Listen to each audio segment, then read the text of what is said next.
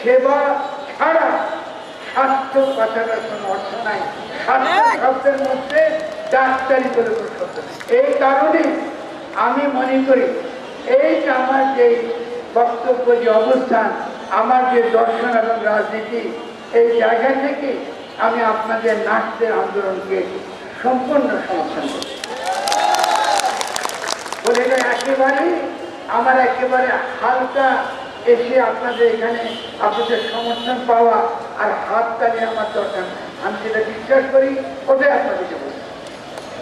আপনারা আশা করব আমার এই বক্তব্য ডক্টর ইউনূসও শুনবেন। আমার এই বক্তব্য আমার অত্যন্ত শ্রদ্ধাভাজন বড় বোন নুরজাহান আপা শুনবেন। আমার এই বক্তব্য আমার অত্যন্ত ভালোবাসা মানুষ শ্বশুর আমার স্নেহবাদক তিনিও শুনবেন।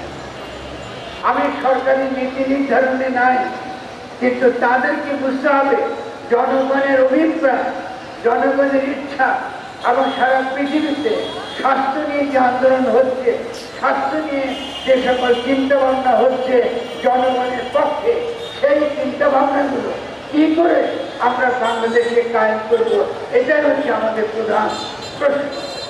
স্বাধীন নার্স কমিশন বা যে কোনো নামে আপনি দেন না কেন, আপনি বলতে পারেন সেবা ও রোগ প্রতিরোধ কমিশন, যেই নামে আপনি দেন না কেন, এটাকে কখনোই ডাক্তারি তরণ করা যাবে না। ইংরেজিতে একে বলা হয় মেডিকেলাইজেশন। সারা পৃথিবীতে আমরা এটার বিরুদ্ধে, কারণ মেডিকেলাইজেশন স্বাস্থ্যের ক্ষতি করে।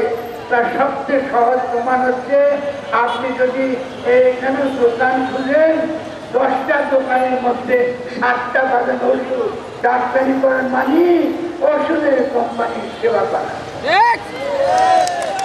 ডাক্তারিকরণ মানে রোগ প্রতিরোধ ব্যবস্থাকে অবজ্ঞা করে মানুষকে অকার্যকর ওষুধ, ক্ষতিকর ওষুধ এবং ডাক্তাররা যে সকল অসুখ তৈরি করে এটা চায়। এর বিপরীতে সারা পৃথিবীতে সেবাকেই বলা হয় স্বাস্থ্য। সেটা কেউ অসুস্থ হওয়ার আগে হতে পারে, তখন সেটাকে বলে প্রতিরোধ। আর যদি অসুস্থ হওয়ার পরে হয় এটাকে বলে নার্সিং।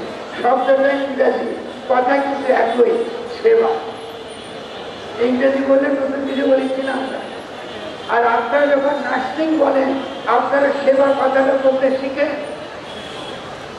সেবাই আমাদের স্বাস্থ্য ব্যবস্থা, আমাদের খাদ্য ব্যবস্থা, আমাদের পুষ্টি ব্যবস্থা, আমাদের রোগ প্রতিরোধের ব্যবস্থা এবং একটা জনস্বাস্থ্য বা একটা জাতীয় স্বাস্থ্য ব্যবস্থা নিশ্চিত করবার একমাত্র পথ, আর কোনো পথ নাই।